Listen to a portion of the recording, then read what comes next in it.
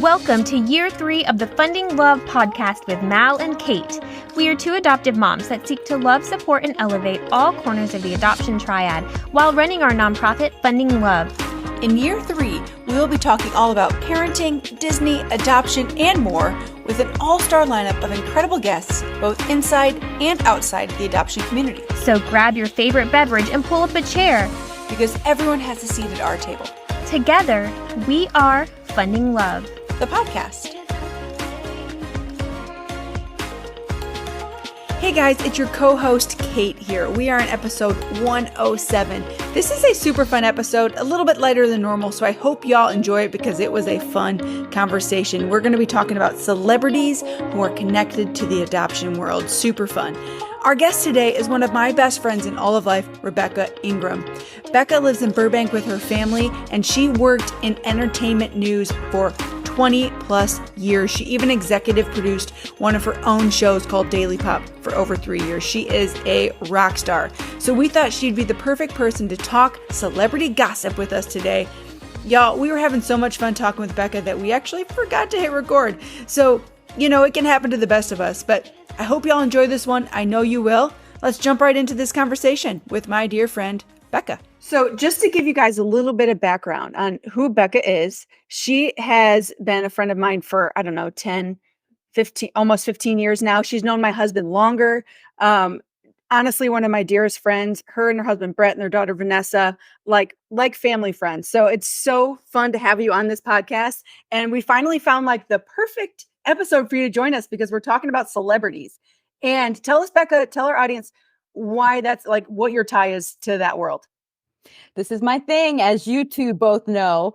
So I have worked in the entertainment news business for almost 20 years. My whole life has been kind of around Hollywood and that whole thing. So I grew up in Michigan, as you know.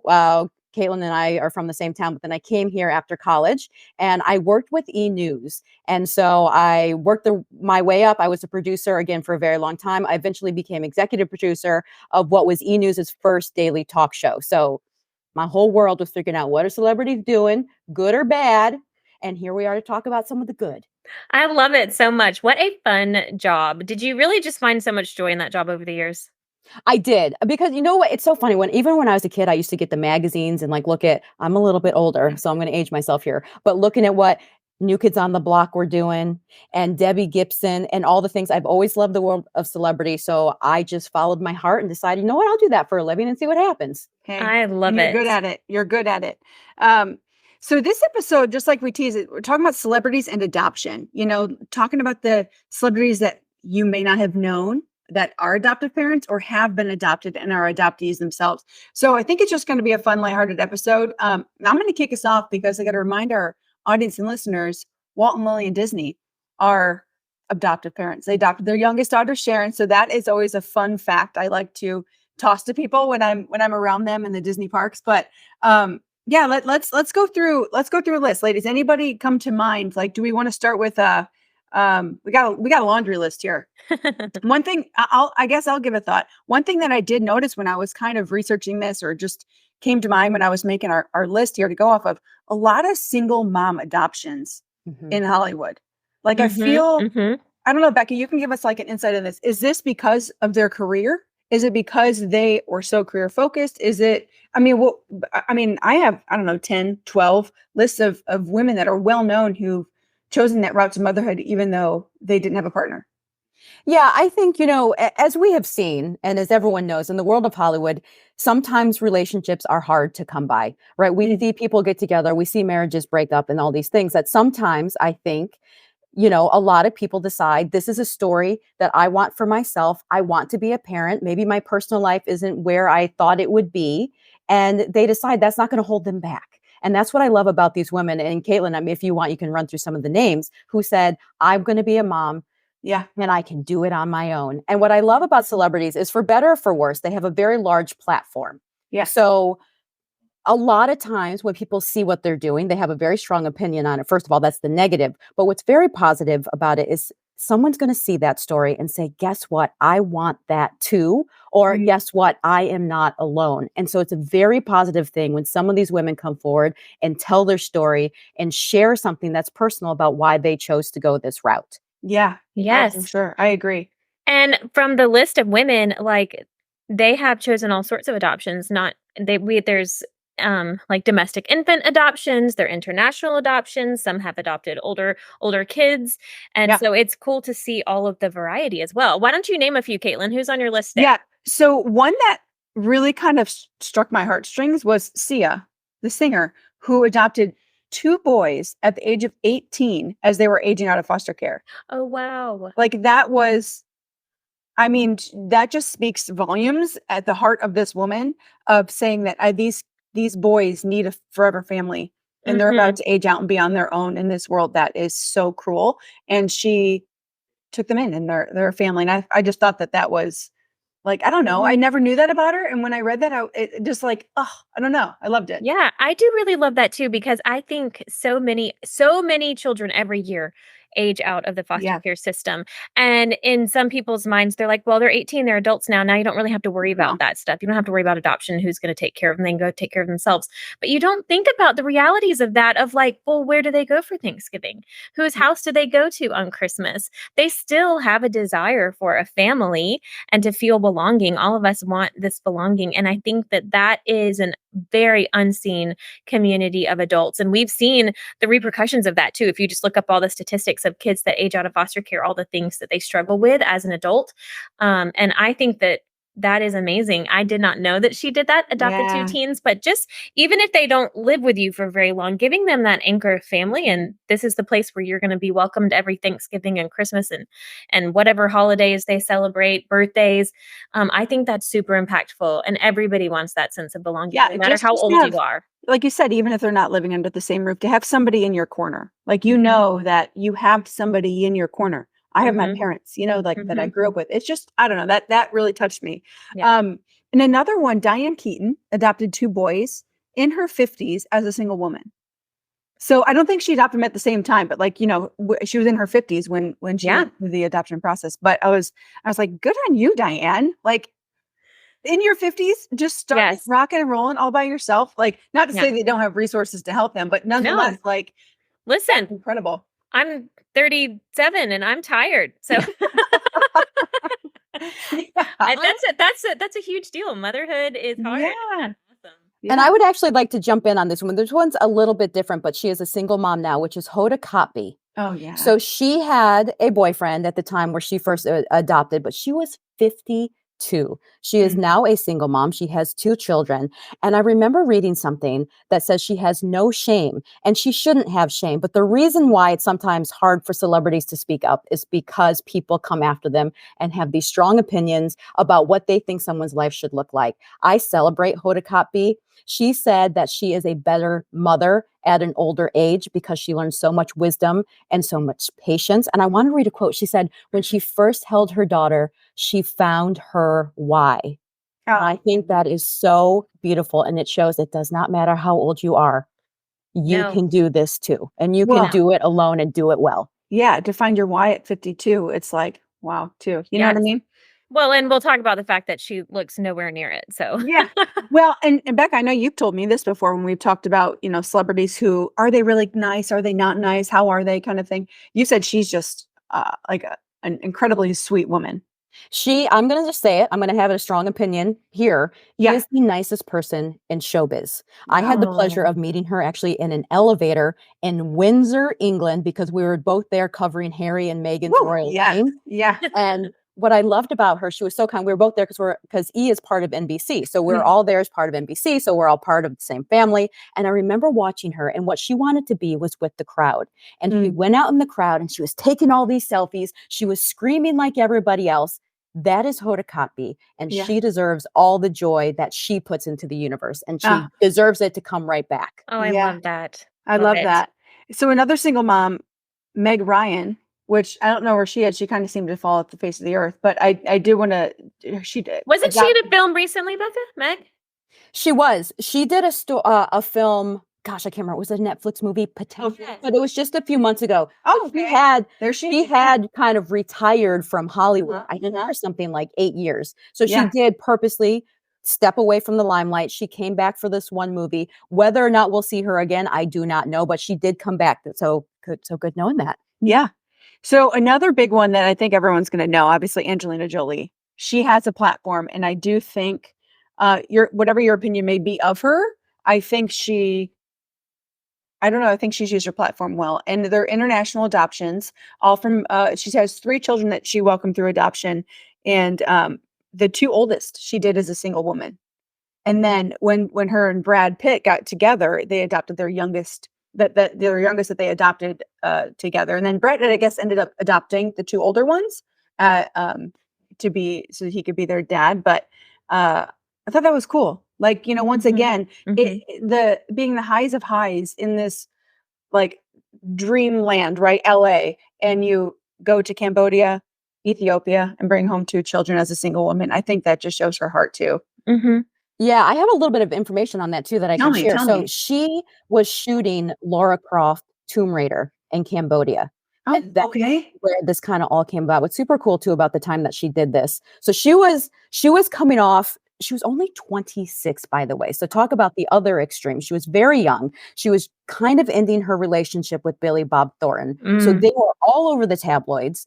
She had just won an Oscar for Girl Interrupted, and she was so touched by what she was seeing in Cambodia that she also became a part of the United Nations and being an ambassador for them. And I remember that really sticking out to me when I was hearing all this, because she was young and she was also trying to put this, raise awareness about what was happening around the world, because it's so easy for us to put on blinders and just think about what's happening in our little bubble.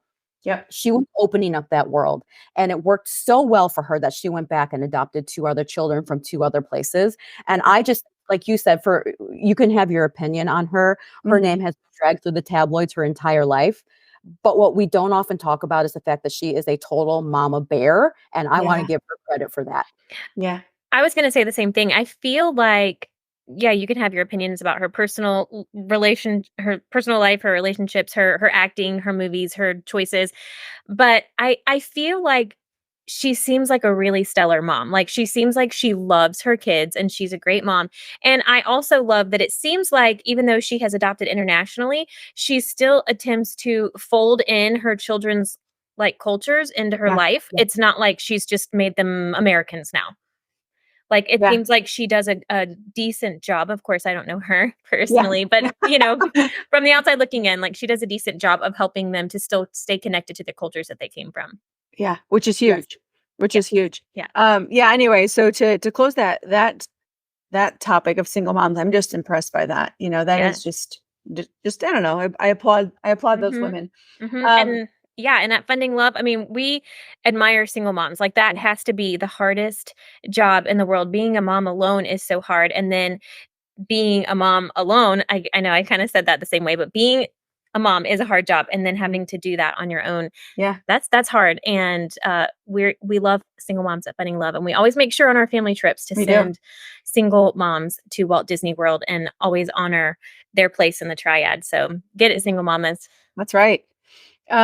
So let's talk about just some adoptive parents that people may know. Like my favorite, because I'm a big country fan, right? Thomas Rhett and his wife, Lauren Akins.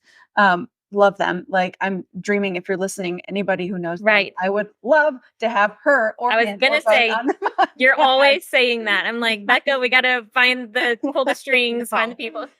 Let's do it. So if anyone's listening, connect me, because I just adore them as a couple, as a Christian couple, and as an adoptive family. I don't know. I love them. So they adopted their oldest daughter, Willa, from Uganda. And I did read their book, Lauren's book. And that was at a time where I guess that adoption was not quick. She was going over there on some missions with an organization that she was working with, and fell in love with this girl and was just loving on this little baby girl. And then when this baby, I guess, came up for adoption, that was her journey. But it wasn't quick. It was like a year plus, if I'm remembering right. I could be remembering it wrong, but it was a long journey. Thomas was like traveling and doing all of his tours. It was not easy for them. And as they bring her home, they find out she's pregnant. And they're like, oh, shoot. Not that it's not a miracle and a blessing, but they're like, I guess we're doing it. Like, you know what I mean? They weren't expecting that. But I thought that was kind of you hear that story a lot. People go through the adoption process. They're welcoming their child home and they're like, oh, I thought I couldn't get pregnant. bam, there we are, So anyways, Beck, I don't know if you have any info on them or your thoughts around that story. Well, I think you hit on it pretty well, but I do strongly admire because I know they had talked about, they were trying to have a child. It wasn't working out for them. And correct me if I'm wrong, but I think her mother was adopted. So I think adoption was something that, and you guys might want to fact check that separately on your own. But I think adoption was something they were always interested in. And then, they came through, they were doing this adoption. She's shocked to find out, oh my gosh, I actually got pregnant.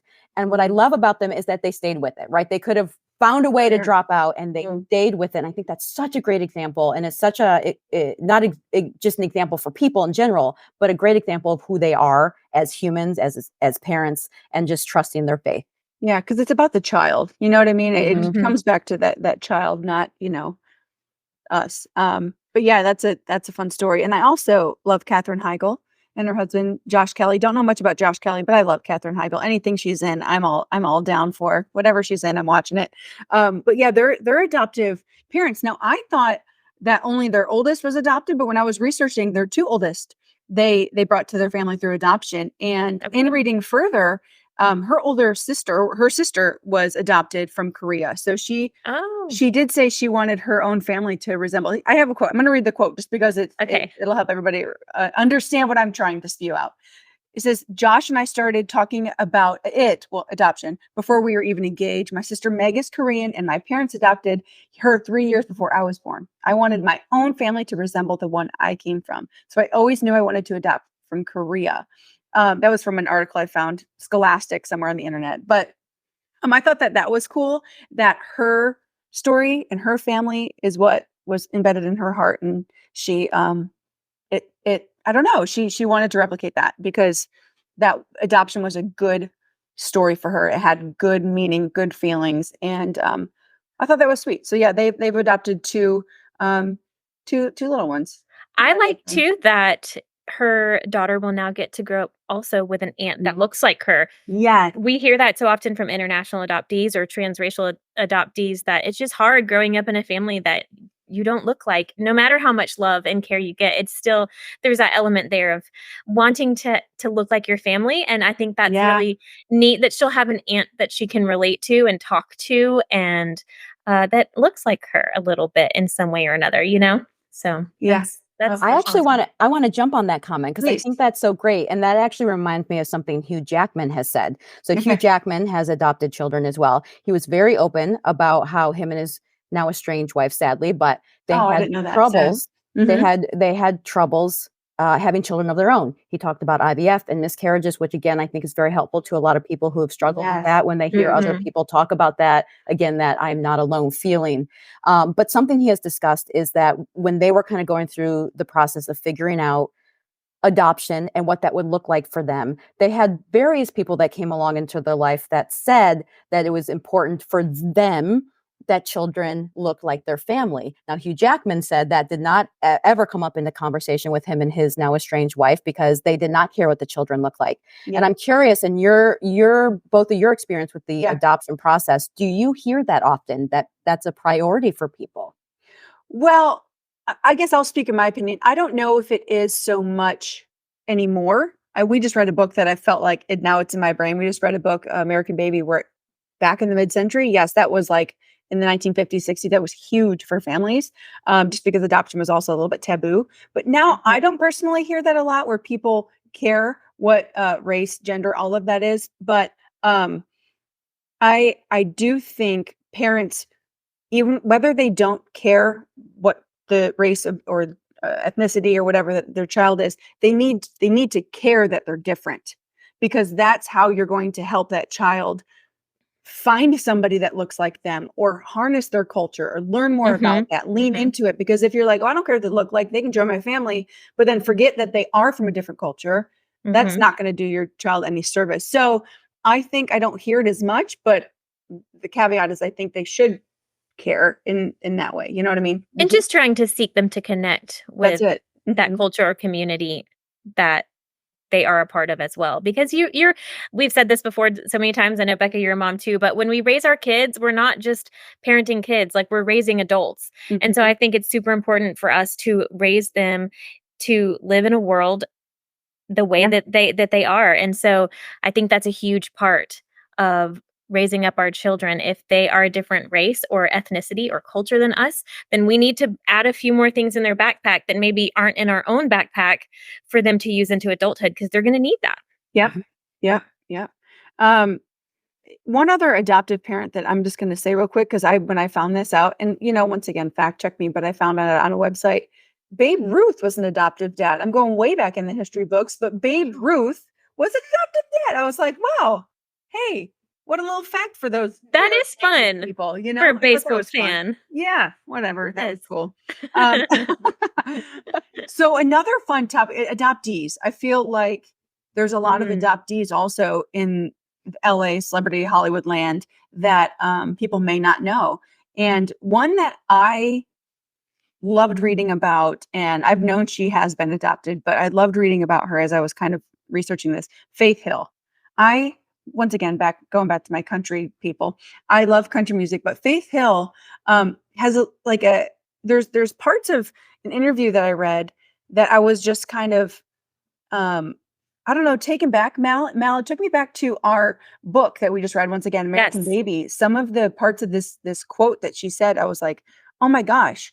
And she's talking about, I'm gonna see if I can find it here. She was talking about when she learned about her birth mother and her birth family, and what she was told about them was untrue. He later found out the truth, but she said that I'd been told that my birth mother had an affair with a married man, and he didn't want to leave his wife to marry her, so she gave me up for adoption. Come to find out, that was completely untrue. And they had concocted that for whatever reason. I don't know why they make up these lies, but they do. Yeah. Whether it's after reading American Baby, of course, we're thinking the worst thoughts. We're thinking the worst thoughts. But anyways, then she talks about when she did reunify with her birth mom. And to go back to our point of wanting to be around somebody that looks like you, talks like you, walks like you. She said, the first time I met my birth mother, I just stared at her. I've never seen anyone who looked anything like me. I was in awe of seeing someone you come from. It fills something. You're like, ugh, like that is undeniable that you as a person long for that identity. And even if you're a celebrity and you have the world is at your fingertips, you have that same like primal, Mal, you've used that term before, primal desire, instinct, and long for that connection with your biology. And I just thought that was really vulnerable and raw of her to say that, but I love that. Yeah. Yeah. And I love Faith Hill. Another one you talk about all the time is Kristen Chenoweth. Oh, yeah. Don't you just love her? Could she just come sing at the gala sometime? Yeah. Yeah, we're just going to put out a little announcement now. Kristen, come sing. No, she's so sweet. And she's open about her story too. She was adopted as an infant. So she is a very positive person about her adoption story. She, I don't know, I'm probably going to misquote it, but I heard it somewhere, maybe on her Instagram or something. Her dad would always say to her, I won the lottery with you. And she said, no, I won the lottery with you. So it was just a very happy story. I don't know anything about her birth family, but she speaks well of adoption and she is a bright light in the world. So I love that. I love that she doesn't hide that part of her story too. Yeah, I talk about her a lot just because I want her on the podcast too. Or just want to meet her. Yeah, she's someone who also has a very, very positive reputation in Hollywood. Just someone who always just seems to be just so happy, bubbly. And I know, Caitlin, you and I have talked about her as well, and how she has been open about her story. And I know I read here, I actually have a little quote here that she said, it was never a surprise that her parents were always very open with her, which you kind of hit on. And she said, my mom used to say for her birth mom, she gave you life, but we get to give you a life. And I thought that was kind of a powerful quote, that it takes all of these people to create the person that Kristen Chenoweth is. So she's putting good messages out into the world. That is it. I love that. And let's talk about Jordan Fisher too. While we're at it, my light. There we go. Jordan Fisher. Another announcement. If you'd like to. Yeah, really. This is just a huge advertisement. Yeah. No, Jordan Fisher, he was adopted by his maternal grandparents at 11. So that's like, I guess a kinship adoption is what they call that. Yeah. My light went off, but we'll deal. And another kinship adoption that we have is Simone Biles. She was adopted by her grandparents as well. Yes. So she's in the limelight. I know she's told her story as well about that. So those are some adoptees that I have on my list. Do you guys have anybody that comes to mind? I think you hit on the ones that are most prominent in my mind as well. Yeah, And there's so many people who have so many different stories. And I do think that, about 20 years ago when I was starting my career, a lot of people didn't talk about this stuff. And as more and more people talk about it and all the wonderful work you guys are doing, it just helps so many people, and to just let people know that this can be their journey too, if that's what they want for their life. And I think that's just the best that we can always ask for, is to give people hope and to know whatever your story is. We talked about a bunch of different stories today. Yeah. That can seek this out if that's what they want for their life. Yeah. Yeah. I love that, Bekah. Here, another one that I'm just going to say this last one, the adoptees, because I found this to be a little bit interesting. I don't even know if this person was adopted, but this person, Marilyn Monroe, had quite the story in foster care. Maybe you guys knew this. I never knew this about her. I did not know this. And I love my old classic film. Yes. So she spent most of her childhood in foster care in a total of 12 homes until she got married at 16. So I know that she has a lot of I don't know. I feel like her image is like this poor Norma Jean, right? But I feel like she had a rough upbringing. So I felt bad for her on that one. Wow. And there is a celebrity in Hollywood land that is actually a birth mom. And I do want to hit on this because this is not something that people talk about in general. There are a lot of birth moms who live normal lives, right? That aren't celebrities, that still keep that private because it's just really hard to talk about. But for Roseanne Barr, once again, your opinions of her, whatever it is, leave that aside. She was very honest that she, at the age of 18, placed a child for adoption. And she is quoted here. She was in an interview with Megyn Kelly. I don't know when, but I found this quote that she said, at the age of 18, she became pregnant, determined to provide the best life for her child. She made a difficult decision to place her baby girl. And she was quoted saying she's holding onto the hope of reuniting with her someday. So she is living this glamorous life, but still has that part of her that she's longing for. And I just think these sort of stories are, I think, humanize celebrities a little bit. And they kind of just they're just people who put on their pants the same way that I put on my pants. You know what I mean? Yes. So I don't know. I was impressed by her for sharing that, because she didn't have to. She doesn't have to. She lives a glamorous life. But anyways, that was something I found. Shocked. I like that. I like that we touched on all three corners of the adoption triad. Yeah. In the Hollywood celebrity life. Hollywood celebrity land. Hollywood land. It goes to show you too that, it is so much more common than you think. So many people want to say, oh, I don't have a connection to adoption. I don't know anybody that adopted. But right. I bet you do. It's just not talked about as much. And some people just don't feel comfortable sharing their story in that way. But you probably are, because it's much more common than people know. Yeah, absolutely.